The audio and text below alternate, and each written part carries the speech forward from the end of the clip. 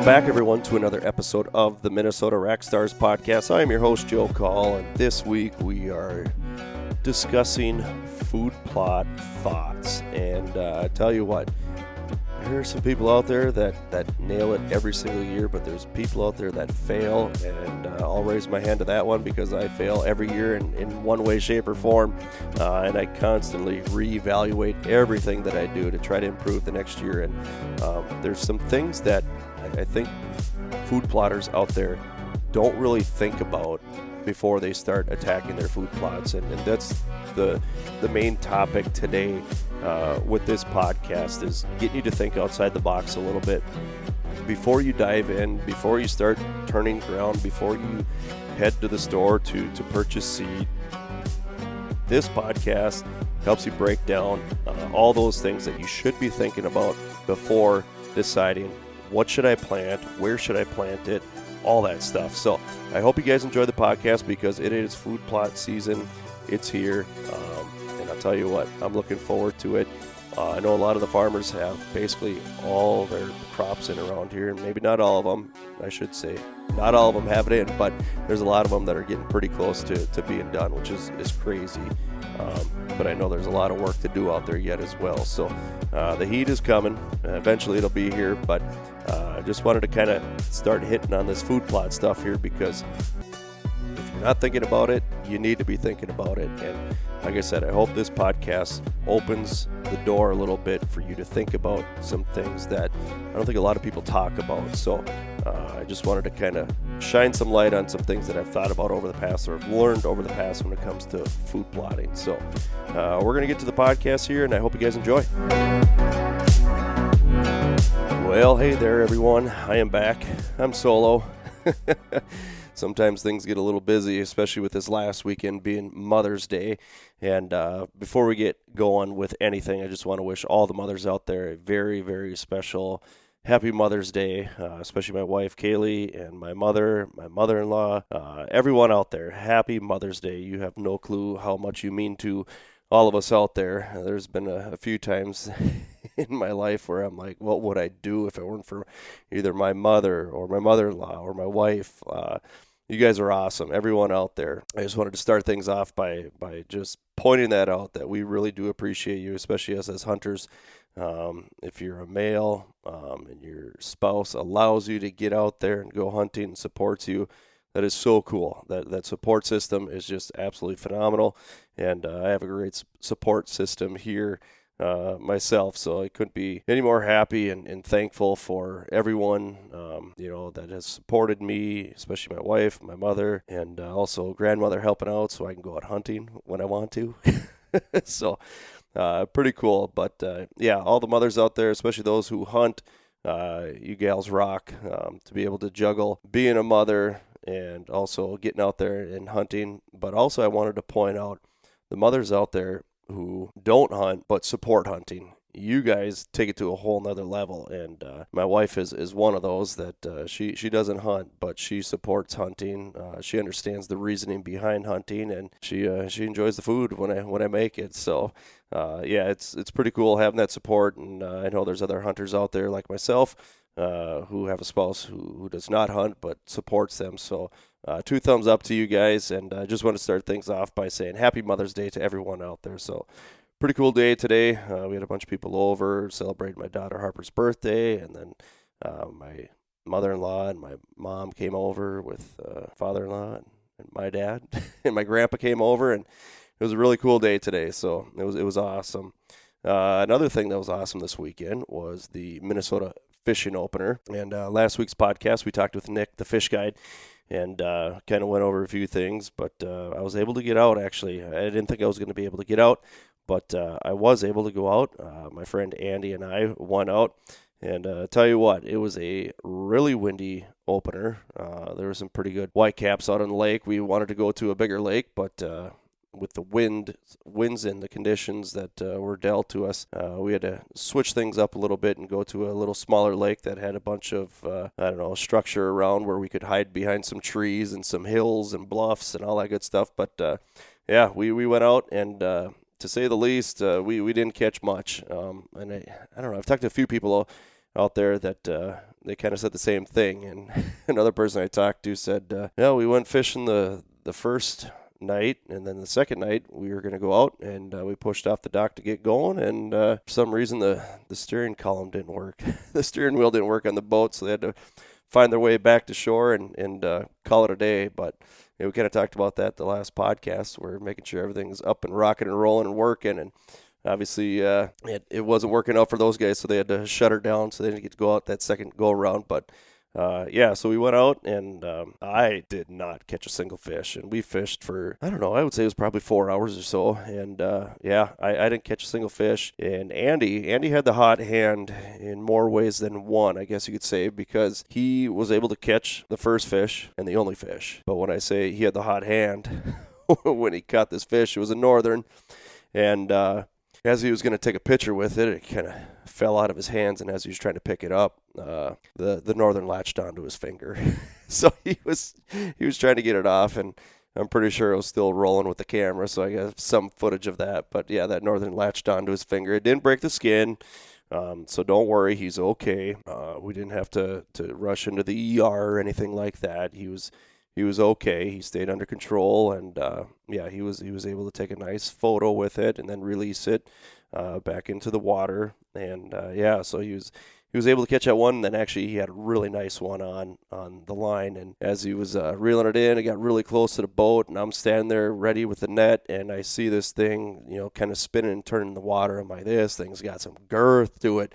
And as he was getting really close up to the boat, it got off the line. So Andy wasn't too happy with that and the outcome, but he was rocking and rolling. He ended up hooking 2 more fish than I did, so he was killing it, man. He was doing a great job, but it was fun just to get back out on the water and get the boat back in there and make sure everything's rocking and rolling and working. So it was a great time getting out there, having a little fun, and even though we didn't catch any fish, it's the same thing with hunting. Even though you don't shoot anything, it's still a good time just being out there enjoying the outdoors, and we had a good time. We haven't been out fishing for a while. Last time we were out fishing was the story I shared last weekend, where our other friend was pulling out of the access and broke his axle trying to jump up a big old washout. But yeah, that was quite the day, quite the adventure. But yeah, so we had a great weekend here. Mother's Day, opener of fishing, blast, and now we're starting to transition into food plot season. A lot of people are starting to talk food plots and different strategies and all that stuff, and I just kind of wanted to break down this podcast and give you 5 things that sometimes people don't think about or think about clearly when putting in food plots or thinking about what to put in for food plots. And there's a lot of information out there on social media that kind of gets you to, I don't know, go in their direction or do what they think you should, or do what they think you should do to your property. And I'm here to kind of help you and guide you in the right direction and hopefully get you thinking for yourself versus thinking based off of what you're seeing on social media. So we're going to get things kicked off here. And the first thing you really need to think about before working up the ground, all that stuff, I mean, we should have been thinking about this early already when there was still snow on the ground or nobody was out in the fields and all that stuff. You need to know your property, right? And if you're just purchasing a property, be patient with it. One of the properties here that I own, I've owned since 2019, and I'm still figuring it out, right? What I'll see a lot of times is people will get a property and they'll just go in and start ripping out trees, and I'm going to put a food plot here and do this and do that, and they have no clue what the deer movement is like on that property. Maybe they just put a food plot in the middle of the woods or on the edge of the woods that the deer were really using as a travel corridor, and now all of a sudden you're pushing those deer off to the side, maybe over onto your neighbor's property because you just took good cover for that deer to travel, and now all of a sudden you push that over onto your neighbor's property, and now they're walking around it instead of walking right through the middle of the field. So get to know your property first, all right? Also, when perfect example is one of the properties here that I bought back in 2019. I just ran cameras, right? I didn't do anything to the property, and I just ran cameras, and I really started to realize that, you know what, these deer aren't around here like I thought they would be, that summer and early fall. But then all of a sudden October come around and all of a sudden more buck pictures started showing up, right? And I started to realize year after year after year that a lot of these deer don't like hanging around here as much until that later fall, right? So a big reason for that is I don't have a big egg field that these deer can come out on and eat, right? So a lot of these deer like hanging out, big egg, open egg, especially bucks with velvet on and all that good stuff. They like to be out in the big open fields where they're not damaging their antlers and running into sticks and branches and all that stuff. So that's the one thing I kind of started to learn about my property is that a lot of these deer don't like hanging around this spot until, or I should say bucks, more in particular, don't really like hanging around here until all of a sudden they shed that velvet. Now all of a sudden they start showing up a little bit more. So when it comes to food plot strategy for this particular spot, I'm not necessarily looking to kill a buck early season because they're not around here, right? So when it comes to a food plot, should I be planting an early season food plot? Well, it depends, right? And we're going to get to that in step number 2. But know your property. Know when the bucks show up. Know when the deer want to be on your property and have that food source available for the deer, right? So keep that in mind. Know your property. Also, how many deer are on your property? If there's a lot of deer on your property, you might not be able to get certain seed to grow, right? If you have a lot of deer, high deer density, and you want to plant beans, well, you better up that seed rate a lot because those deer are going to keep those beans mowed down, or you're going to have to fence that bean plot off. You're going to have to put in a little extra work if you're really hardcore about wanting beans in your plot. Same thing with corn. The one thing that I've realized with corn is that if you have a high deer density, those deer will keep nipping that corn off and not allow it to really grow and germinate.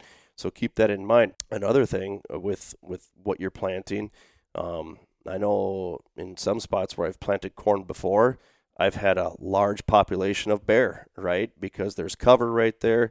One field in particular that I'm thinking about is right along a road. And last year I put beans in there. And one of the reasons why I put beans in there is because I was getting sick of the bear being around. I was having bears on my cameras, bears eating my cameras, all that stuff. So I decided to go with beans instead, and I didn't see as much bear activity because of the beans that I put in.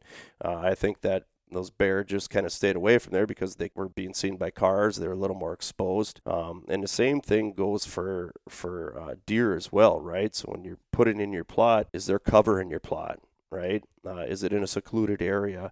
So location, knowing your property. Is it a spot that you can get deer to come out during shooting hours? How much room do you actually have with your plot? Do you have a half acre? Do you have 5 acres? Do you have 30 acres? What is it, right? How much room do you have to get a plot to grow? And be realistic about it. I know there was a couple times early on that I thought I could plant corn in a small food plot, and it wasn't so much for food source, I guess you could say. It was more or less for cover. And we actually did get some corn to grow there. It was a property that we purchased that there wasn't any type of food source on there prior to us buying it, so the deer really weren't around there. But as soon as we started putting food in there, deer started showing up a little bit more. But knowing how much room you have to put in food makes a big difference. So knowing your property, knowing how much room you have to put in. If you're looking at smaller plots, obviously you're looking at clover, you're looking at rye, chicory, those types of things. And the one thing that I kind of wanted to piggyback on, the thing that I did last year that I really enjoyed doing and kind of experimenting with was, I call it the one up, one down clover plot that I have. I kept one half of it mowed and I let the other half grow up. And then once that side that was growing up far enough where it was a little more mature and heading out, then I came in and I mowed that down. But that other side that I mowed, I don't know, 3 weeks earlier was on the go and it was starting to catch up. So then I had one that was lower and one that was higher, just to see if I was getting deer hitting it at different times. But I was giving deer different options, and that's kind of my strategy going in when I go think about food plots. I want to give deer the most possible with the amount of space that I have. I want to give them diversity. I want to give them abundance of food that they can make it through the winter, right?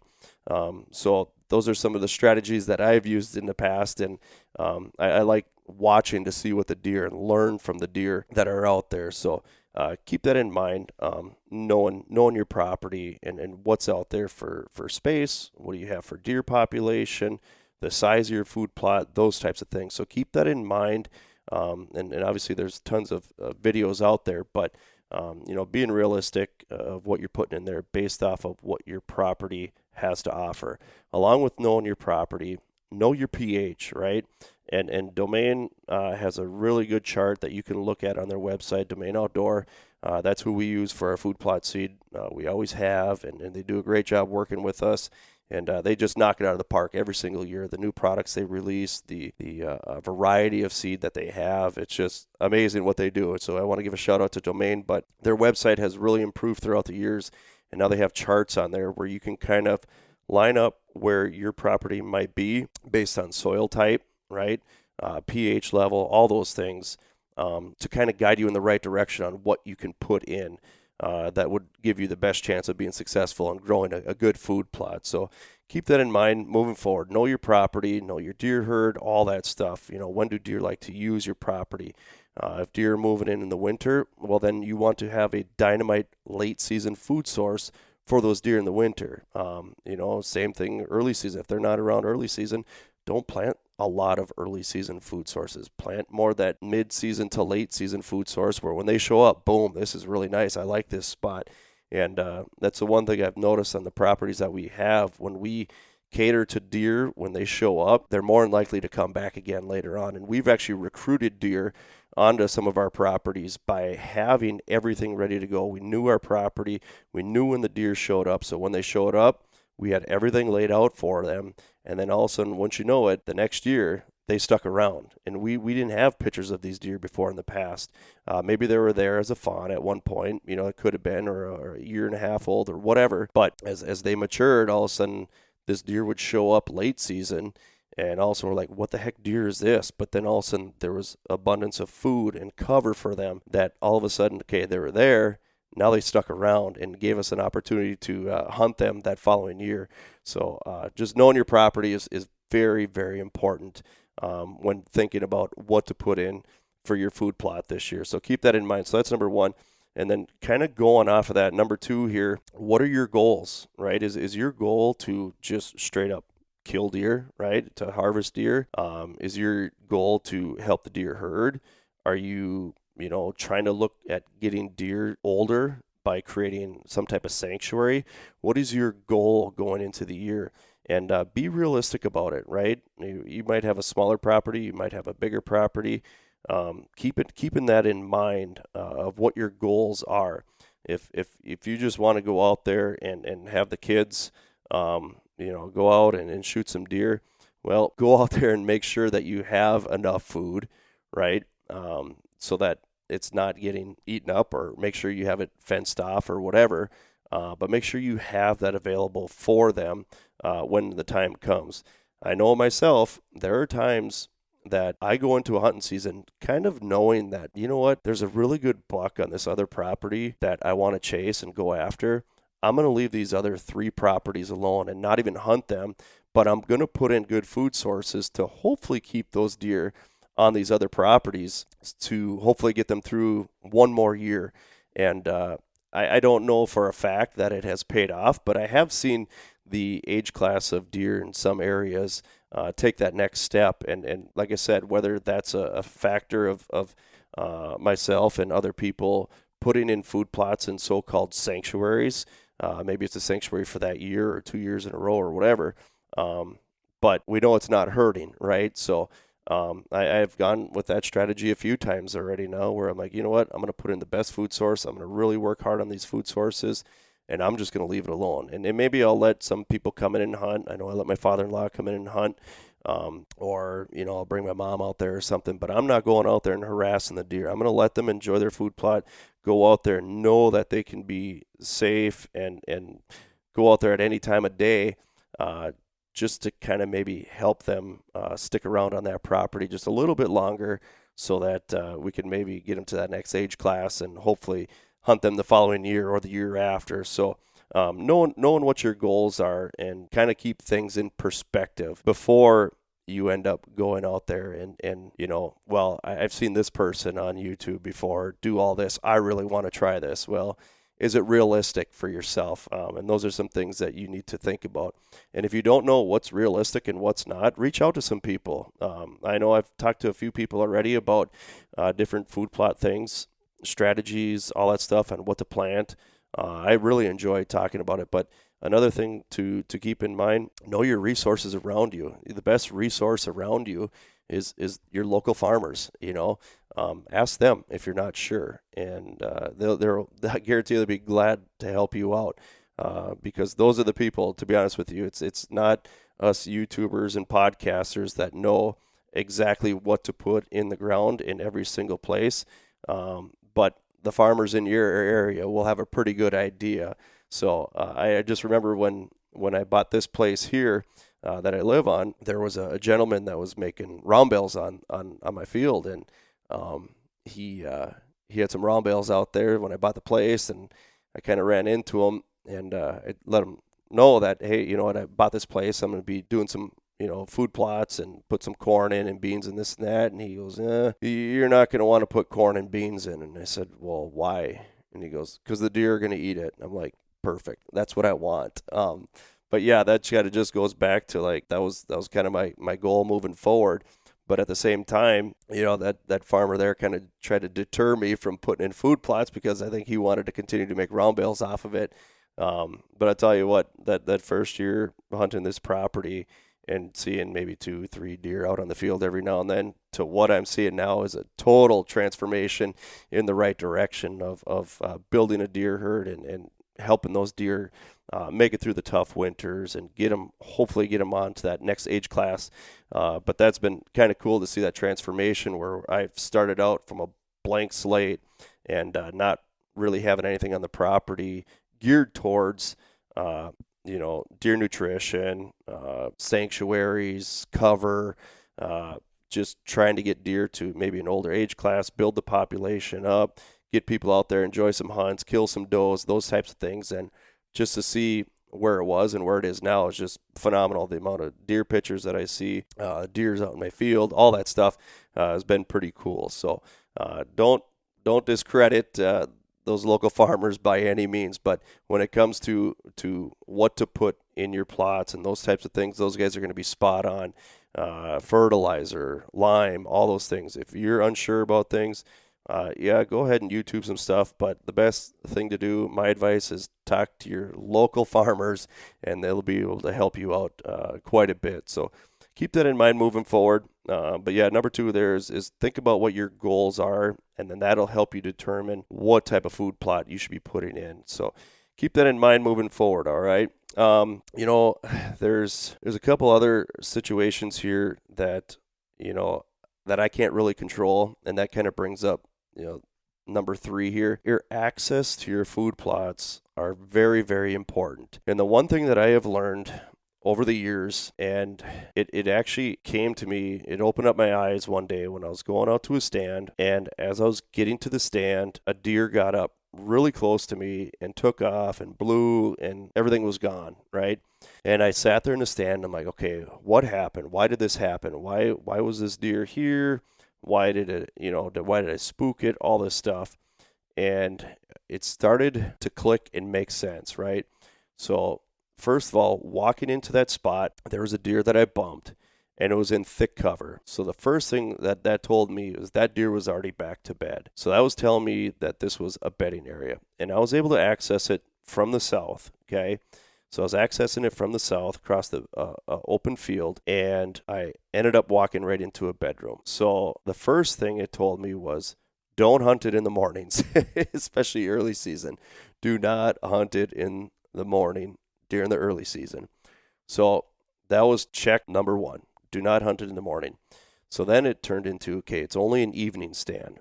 And then I started thinking about the wind. okay? So I knew deer were bedding in that area, but the one thing was that I was going to be bumping deer. However, if I waited till there was a really, really heavy wind, there was enough grasses and other, willows and stuff that were making a lot of noise when it was windy. So the one thing that came to mind was, okay, maybe you can access this stand on a northwest wind from the south, but it has to be really windy. I'm talking like 15 mile an hour plus, right?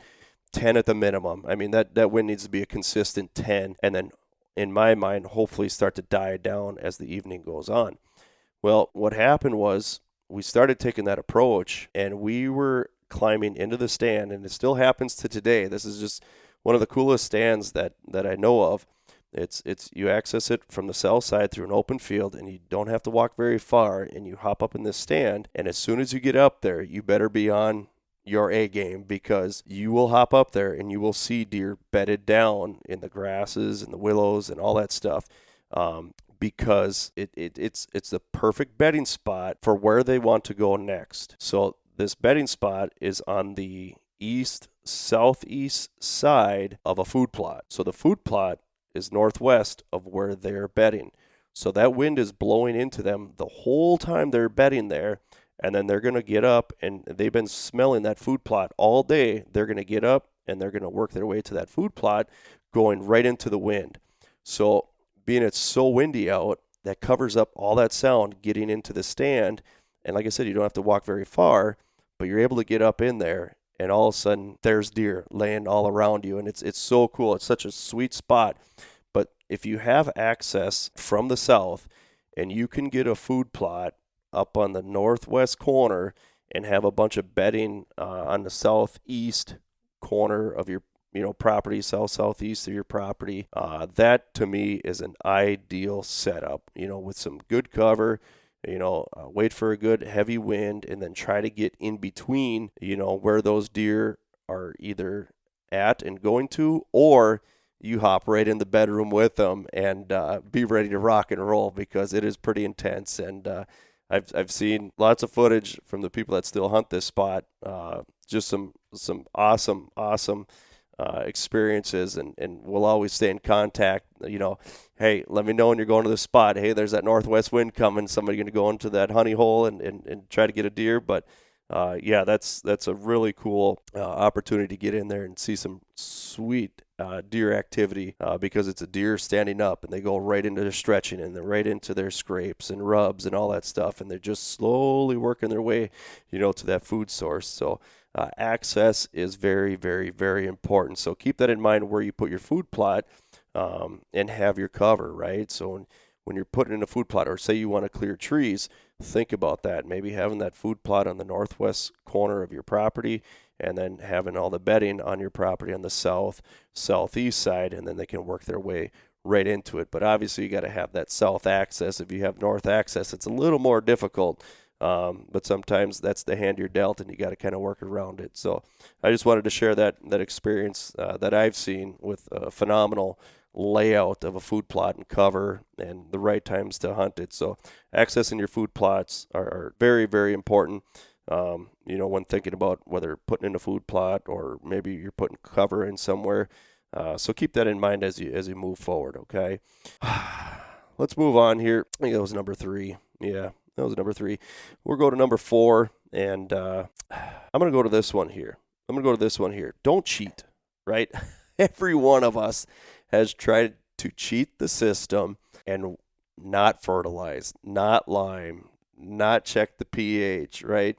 I'm going to plant something and not spray. I have seen so many food plot failures, including my own, because I thought, it'll be okay. Don't cheat the system. Do not cheat the system. All you're doing is wasting money, wasting time. Go the extra mile, spend the extra money, and you're going to have a better result in the end. I've just seen, like I said, from my own experience, the only time I've really been able to just kind of lay something out there and watch it work was basically planting rye. And the one thing that I did there was, if you want a system that I have done before, it's a 2-part system, okay, 2-step process.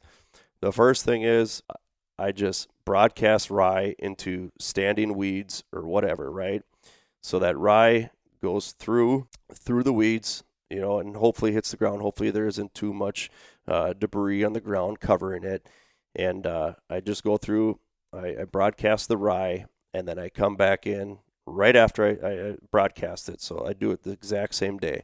So I broadcast the rye, and I come in and I spray all the weeds. So those weeds are dying, decomposing, but the seed that's already there on the ground ready to germinate, if you get a good driving rain, you have to have a good driving rain to help that seed germinate. But as those weeds are dying, decomposing, right, that rye is germinating and starting to make its way through. And I've had success with that, but I've also had some failures with it as well, just because of Mother Nature not giving us the moisture that we've needed. But that is one thing that I felt has been the easiest for myself. And not only did it give me a food source, in the fall, it also gives me that food source here in the spring already, which I've seen, a ton of deer using those spots already where I have rye coming through, and also the turkey and everything else. But that's one of the most simplistic food plot systems that I do, is just spread and spray, I guess we'll call it, right? So you're spreading the seed, and then you spray it, and then you kind of let it go because it's late enough in the season. And I'm usually doing this around, I don't know, it's all weather dependent as well, but I'm kind of looking at that September mark, first part of September. Well, I'll go in and do that, or if I see a good rain coming in at the end of August, I'll hit it then as well. But that's the most simplistic way that I have seen work. But when it comes to it, whether it's you're putting beans in or corn in, or you're doing your brassica mix, you got to make sure you have a good seed bed to lay that seed down so it has good seed to soil contact. And you need to make sure you go back when it's beans and corn. You have to go back and spray. I've done it before. I'm like, I think it'll be all right. And I show up and I look and I'm like, there's absolutely no corn or no beans because the weeds just took over, and it just killed everything off. So don't cheat that system. There's people out there, there's farmers that can help you. When it comes to spraying, all that stuff. I know this last year I went out and bought a good sized sprayer for my side-by-side that I was using, and it makes a world of a difference. And also, I've tried some of the no-till stuff, and it didn't really work for me because my pH wasn't right. I thought I could get away from putting lime on and fertilizer on right away, but you need to make sure you do that. And if you're not sure, like I said, your cheat code is asking that farmer next to you, and he's going to know exactly what to do. So don't cut any corners with it, because if you do, you're going to pay for it in the end, and you're not going to get any results from it. So keep that in mind moving forward. Don't cut the corners. Do what you're supposed to do. Listen to people. I think sometimes us as guys take too much pride in thinking we know everything. I'll be the first to admit that everything I know I have learned, and I am still learning from other people, especially when it comes to food plots. I'm always asking my Uncle Steve and Travis, what should I do here? I have this situation. What do you think I need to do? Or my cousin Ben works for Inez. They're a company here that works with a lot of farmers with their soil and their crops and all that stuff. And I'll talk to those guys. Okay, hey, my beans are turning brown. What do they need? Or hey, the corn is starting to turn brown. What does the corn need? So keep that in mind moving forward. Is don't cut any corners. Reach out and ask people. The best thing you can do is ask. Reach out and ask. And if you don't know anyone or are questioning some things, go ahead and shoot it my direction, and I'll shoot it over to one of my resources and see if we can help you out. So keep that in mind. Reach out, ask, don't cut corners. Don't try to cheat. You're not going to win. Mother Nature will get you every single time. So keep that in mind as you move forward, okay? So yeah, that's kind of a big one right there. Like I said, everybody's tried it, cheating it, but it never works. So keep that in mind. The last thing I kind of wanted to go over was something that not only myself, but my uncle and cousin we've talked about before. And now I'm starting to make that adjustment on some of my properties is, should I even be planting a food plot, right? Should you plant a food plot? And that's what you need to figure out. And it kind of goes back to knowing your property, right? So the thing that I've seen, I'll give you an example here on my own property, is that I had a 5-acre field, right? And I've planted everything in there from clover to brassicas. I've planted beans, corn. I think that's been about it. Now, now what I am doing is that I've realized that I've had more than enough food in my food plot every single year, which isn't a bad thing. Don't get me wrong. But the one thing that I was noticing around this area is there's not a lot of thermal cover in this area. So the one thing that I've kind of adjusted to is I've actually cut down on my food source because I've had enough for the deer. I'm actually taking my food source, my food plot, and putting some of that into more thermal cover to hopefully help the deer get through the winter. That's one of my biggest goals as a landowner, is helping deer get through to that next season. Because obviously here in the state of Minnesota, our winters are pretty harsh, right? So they need good thermal cover. They also need food. So I'm trying to balance that, food cover ratio to try to ensure I'm giving the deer in my area the best chance to make it another year. So I have actually gone away from food plot square footage, right? And I've put in more cover. So ask yourself this, are the deer showing up to your plots after dark? And if they are, you might want to think about putting in more cover versus more food. So that's something that always has crossed my mind, and we've adjusted, on different properties that I've hunted, different properties that we owned. We kind of learn the deer and okay, we're going to reevaluate this after every single year. And if you're not reevaluating after every single year and changing things up, you must have a phenomenal property. And I tip my cap to you. But I think even the best hunters out there, every single year, they reflect on what they did and they're making adjustments every single year. So that's one thing I would look at if I were you, is should you be planting food or cover? And like I said, I've transformed my property, my plots, into more cover versus food. Now, you can kill two birds with one stone. And a great analogy that I heard one time listening to a podcast was, when you have, let's just say, a green carpet or rye out in the field, right? And you're trying to kill a mature buck, or any deer for that matter, right? Think about it this way. If somebody was hunting you, would you want to walk out in an open parking lot with no vehicles parked in there? Just come walking out of the store and go walk right out into the middle of a parking lot with no vehicles parked in the parking lot and somebody's trying to hunt you? Or would you rather have the parking lot full of vehicles where you can kind of navigate through the vehicles to get from point A to point B? And that's what you got to think about with your food plots is, are you setting yourself up for failure by just having a carpet of rye and brassicas or whatever out there? Or are you providing those deer a parking lot with a bunch of vehicles out there that can help them feel a little more comfortable, where they might come out during daylight hours to grab a bite, right? So keep that in mind moving forward. You can also put food in your cover, meaning, for an example, I know one thing that's pretty popular around this area is beans mixed right in with the corn, right? Maybe it's one hopper has beans and the other hopper has corn, and they mix it up.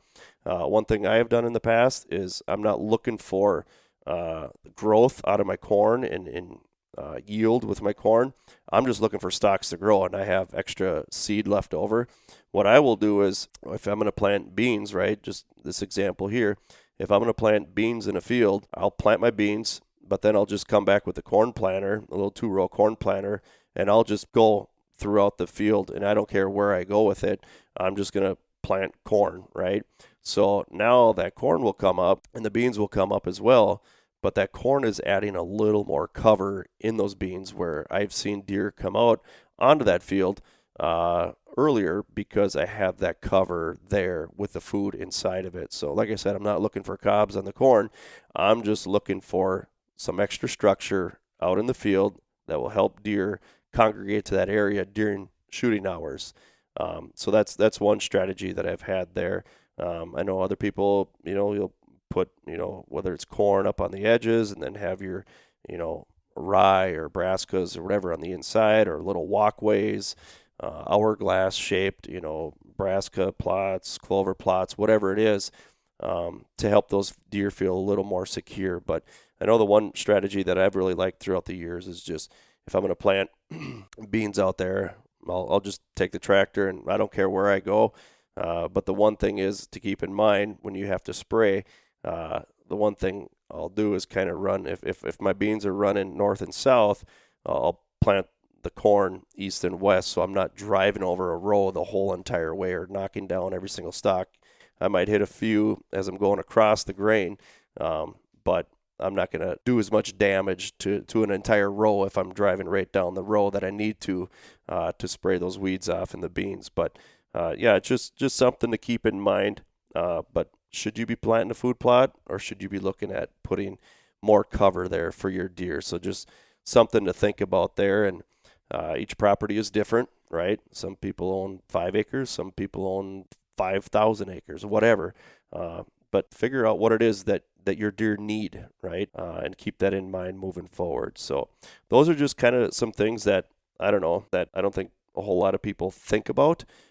Maybe you do, but there's a lot of people out there that maybe are just starting their food plot process now and need a little bit of guidance moving forward. But to me, those are basic but not basic things that I've thought about in the past and where I've failed before. And a lot of times, I think a lot of food plotters just go in, they see a commercial or an ad, and they say, hey, I want to plant that, and put it in. Well, what's the reasoning behind it? Have a reason for everything that you do, on your property, and you're going to see a lot more success moving forward. Don't just go out there and say, I'm going to put this out there because it looks really cool online. Maybe it's really cool in that area, but it might not work in this area. And that's even, it could be a mile away, and you could see a huge difference on what you should be planting. So keep that in mind, some of those things moving forward. Like I said, reevaluate every single year on what you should be planting. If deer didn't touch something that you planted, well, boot that out next year and put something else in and try it, right? It's all trial and error, and hopefully eventually you'll get it right, because to be honest with you, I'm still trying to get it right every single year. I've planted more trees this year on our properties, and it's like, do I need to keep planting more trees? What do I do here? But I know for a fact, like I said, cover is one of the things that we need to pick up a little bit on some of these properties, because the lack of thermal cover and all that good stuff. But it's a fun process. That's why I love doing these podcasts. That's why I love hunting, all those things, is because my mind is constantly running about how I can do better. And those are the things that I think about.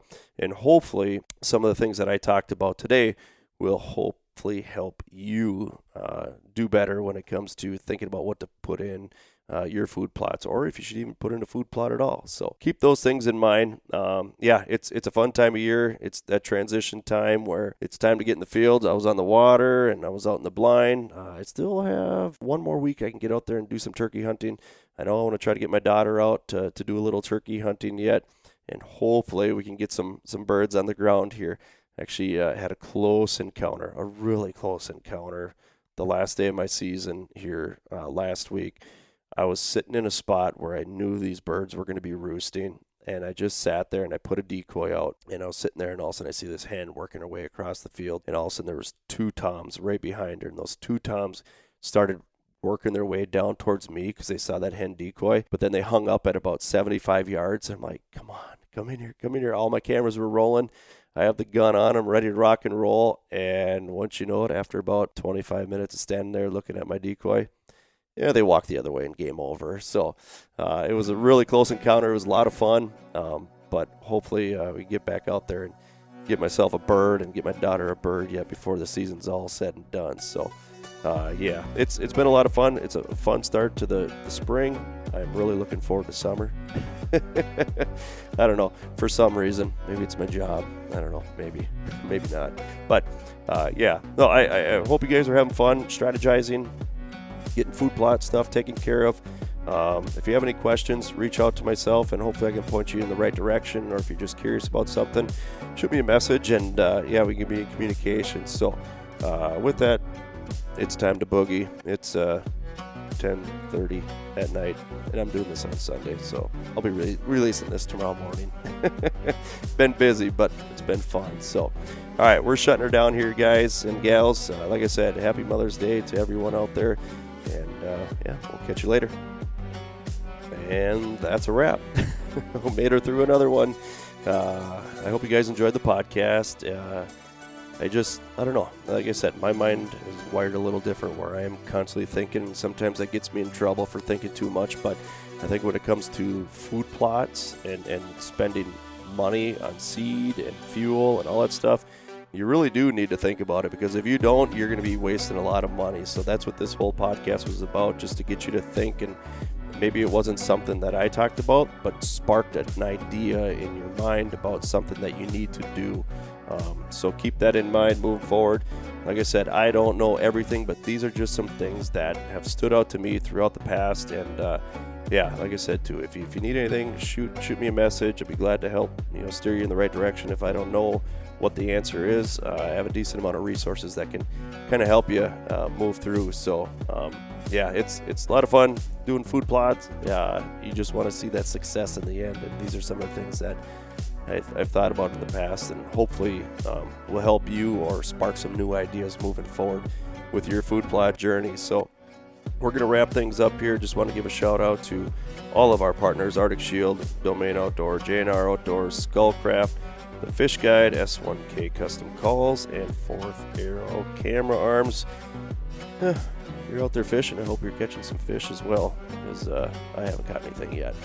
But yeah, it's either fishing or food plotting for this guy coming up, along with my first job and my second job, and being a dad, and husband, everything else that I want to make an excuse for, but it's not happening. That's why I'm up here. Like I said, it's like 10:30 at night, and I'm getting this podcast finalized, and it's a lot of fun. I do enjoy it. I really do, and that's why we're still doing it. And along with that, I enjoy seeing the support from you guys and all the support from our partners. So appreciative for all the support that you guys have given us throughout the years. And like I said, that's why I keep doing it. It's a lot of fun, and I hope I'm helping you guys out in one way or another. And if not, hopefully it's just some good, entertaining content for you guys to listen to, pass some time to think about hunting or food plots or whatever, because I really enjoy listening to other people's podcasts when it pertains to hunting, fishing, food plot strategies, hunting strategies, all that stuff. It's a lot of fun. So I hope you guys enjoy the podcast, and yeah, good luck to you guys out there, and we'll catch you later.